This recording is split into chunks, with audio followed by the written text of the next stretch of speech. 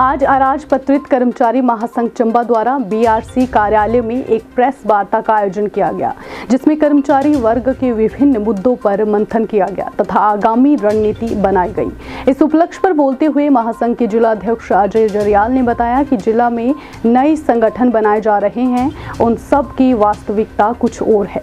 उन्होंने कहा कि जो पूर्व में सरकार द्वारा उन्हें कुछ मान्यता प्राप्त नहीं होती तो वे नए संघर्ष समिति के संगठन बनाने लग पड़ते हैं। उन्होंने बताया कि कर्मचारियों को बरगलाया जा रहा है, ये सारी राजनीतिक साजिश है। उन्होंने कहा कि प्रदेश सरकार के हक में जो होगा वे कर्मचारियों को दिया जा रहा है। आंदोलन करने से कुछ नहीं होगा, जब सरकार को उचित लगेगा तो सभी के हक में फैसला लिया जाएगा। जिला चंबा में स्वयं भू बोलूंगा या जो नया कर्मचारी संगठन बनाने की कोशिश की जा रही है, संयुक्त कर्मचारी महासंघ जो बनाया जा रहा है, उसकी वास्तविकता आप सबको पता है कि पूर्व में भी जब कर्मचारी गुटों में आपस में लड़ाई होती, सरकार से मान्यता नहीं मिलती थी, तो संघर्ष समिति जैसे संगठन जो है वो बनाए जा चुके हैं।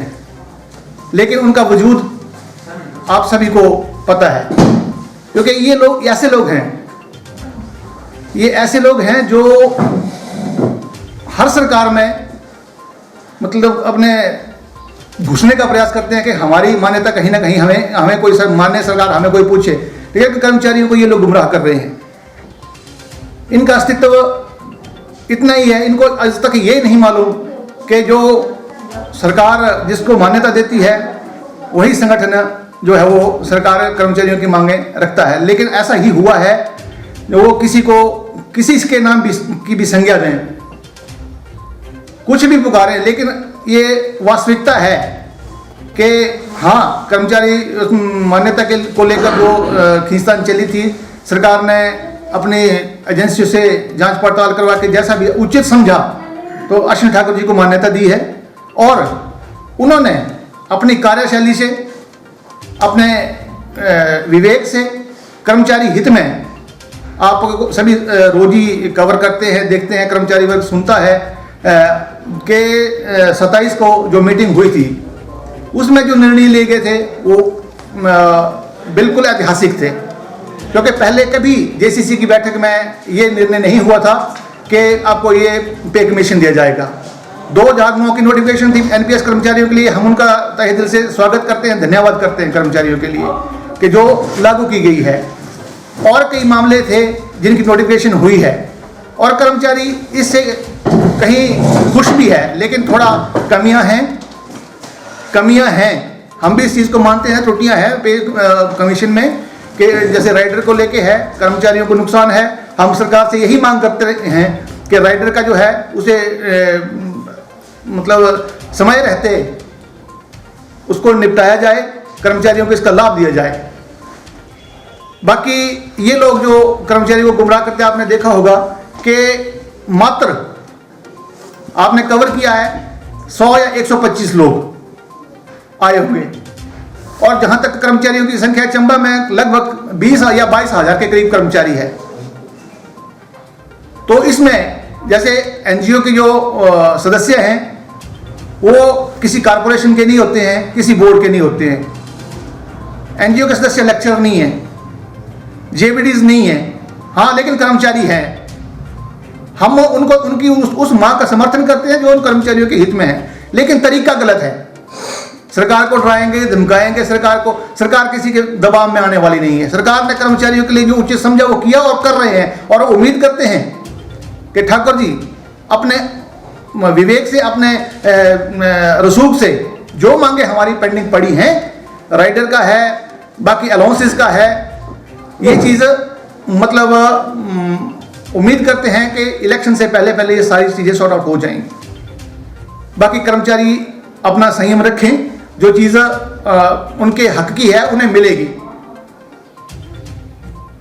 और ये लोग जैसे कितने हताश हैं, इन्होंने आपने इनको अपने वर्जन में देख ही लिया होगा कि जो बंदा यहाँ आके ये बोलते हैं कि चंबा से मार्च होगा और कांगड़ा में जाकर ज्ञापन दिया जाएगा, चंबा में रैली निकालेंगे और ज्ञापन देंगे कांगड़ा में जाके। ये आपने और मेरे हिसाब से आपने अपनी बाइट में देखा ही होगा या कहीं ये चीज़ सोची होगी। बाकी कर्मचारियों को बरगलाने की बात है, ये वही गुट है, ये वही लोग हैं जो इलेक्शन में आते हैं, हारते हैं। कहीं मतलब स्टेट में इन्होंने अपने इलेक्शन लड़ा है, हारे हैं। पिछली ये बाल्दी जी को दोष देते हैं कि बाल्दी जी के टाइम का ये किया धरा है सारा। तो चौहान जी मैं आपसे पूछना चाहता हूँ कि बाल्दी जी के टाइम में आप कहाँ गुम थे? जब ये चीजें एनोमलीज चल रही थी तब आप कहाँ गुम थे? तब आपका संगठन कहाँ था? सरकार चाहे भले एक ही रही है, दूसरे की जो बाल्दी जी को दोष दे रहे, तो आप उस वक्त निकलते ना कर्मचारियों के हित के लिए, अब उस वक्त बाहर आते। तो कर्मचारियों को बरगलाने का प्रयास किया जा रहा है। अपनी मांग रखनी है, आप मांग रखो, आप कर्मचारी हैं, कर्मचारियों हित की मांग रखो। अगर आप सही ढंग से मांग रखेंगे हम आपका समर्थन करेंगे, लेकिन समर्थन इस तरीके से आप कर्मचारियों को बरगलाएंगे, कर्मचारियों को तोड़ने की कोशिश करेंगे। आप कर्मचारी महासंघ से आपका लेना देना क्या है? आप ना कर्मचारी महासंघ के सदस्य हो, लेकिन आप फिर भी वहां अपनी टांग इसलिए अड़ा रहे हो कि आपने विनोद कुमार जी को प्रधान बता रहे हो कि विनोद कुमार जी प्रधान थे। कहीं वो स्टैंड करते हैं? अगर वो स्टैंड करते होते तो आज सरकार उनको मान्यता देती। कर्मचारी अगर कर्मचारियों में अपनी पैठ रखते हो ना, कर्मचारियों को हमेशा तोड़ने का, महासंघ को तोड़ने का प्रयास किया है। कर्मचारियों में अगर अपनी पैठ रखते आप तो आप मैदान में आते, चुनाव लड़ते, जीतते, सरकार के पास अपना दावा पेश करते। आपने हर जगह हर ब्लॉक में मतलब वो तोड़ने की कोशिश, लेकिन कर्मचारी, हिमाचल का कर्मचारी समझदार है, वो जानता है कि किसके नेतृत्व में सरकार कर्मचारियों का फायदा हो सकता है। और कर्मचारियों ने ये दिखाया है, जेसीसी हुई है, सरकार ने मान्यता दी है, जो मांगे वहां रखी गई थी वो मानी गई हैं। हाँ, हो सकता है सरकार 100% तो मानी नहीं जा सकती मानने, कर्मचारियों की उम्मीदें हैं, लेकिन कोशिश करेंगे कि जो हमारी जेन्युइन डिमांड्स हैं हम उनको मनवाने का प्रयास करेंगे।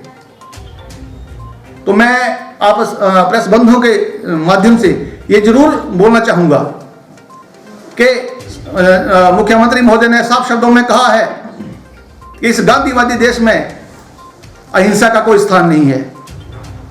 उनके कल के साफ शब्द हैं कि प्यार से आओगे, मिलोगे, बात करोगे, सुना जाएगा, लेकिन जो तरीका आप अपना रहे हैं अगर उस तरीके से आए तो ना आपकी बात को सुना जाएगा, ना आपको आपके उसके डिमांड पे गौर किया जाएगा। ये साफ शब्दों में आपने आपके चैनलों के माध्यम से मैंने सुना है, देखा है।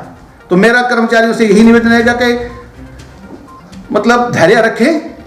ये जो आपका राइडर का है ये भी होगा, विसंगतियां हैं ये भी होंगी, दूर होंगी, लेकिन इसके लिए थोड़ा समय लगेगा। अब 16 से अब 16 से हमारा वेतनमान मिलना था, 22 में हमें मिल रहा है, लेकिन वो एक कर्मचारी मंच जब मिला, कर्मचारियों का दबाव बना, तो सरकार को भी लगा कि हमें अब ये कर्मचारियों की सुननी चाहिए। तो कर्मचारियों की डिमांडें सुनी है, उनका निपटारा किया जा रहा है। हो सकता है देरी हो, लेकिन हमें अपना धैर्य नहीं खोना। सरकार से सौहार्दपूर्ण वातावरण में हमें ये चीजें सुलझानी है। तो मैं कर्मचारियों से अनुरोध करूंगा कि ऐसे लोगों के बहकावे में ना आए, ऐसे लोगों के बहकावे में ना आए जो कर्मचारियों को तोड़ने का प्रयास करते हैं, जिनको महासंघ की एबीसी तक मालूम नहीं और बने हैं महासंघ बनाने वो चले। उनको ये नहीं पता कि कॉर्पोरेशन जो है वो अराजपत्रित कर्मचारी महासंघ का सदस्य है भी कि नहीं है। बिजली बोर्ड के कर्मचारी ठीक है, उनकी डिमांड है, वो अपने मंच पे रख सकते हैं। एचआरटीसी के कर्मचारी हैं, ठीक है, उनका अपना मंच है, वो अपनी डिमांड रखे, लेकिन कर्मचारी अराजपत्रित कर्मचारी महासंघ में दखल ना करें। हमारा अपना मंच है, हम अपने मंच से अपनी डिमांड उठाएंगे। हाँ, किसी के समर्थन की बात है, एनपीएस के समर्थन की बात है, हम खुल के उनका समर्थन करते हैं। कल को अगर उस एनपीएस के कर्मचारी सड़कों पे आएंगे तो हम उनके साथ सड़कों पे आएंगे, क्योंकि उनकी मांग जो है वो बिल्कुल मतलब जेन्युइन डिमांड है उनकी। एक कर्मचारियों के हित में, अब जैसे 2009 की सूचना जारी हुई है तो कर्मचारियों ने कुछ राहत की सांस ली है कि कम से कम उनके परिवारों को तो सुरक्षा मिली है। और जैसे एक राजस्थान में पुरानी पेंशन की बहाली का ऐलान हुआ है। उम्मीद करते हैं कि इलेक्शन से पहले हिमाचल के कर्मचारियों को भी शायद ये तोहफा मिले। और कर्मचारी धैर्य रखें, विश्वास रखें सरकार पे।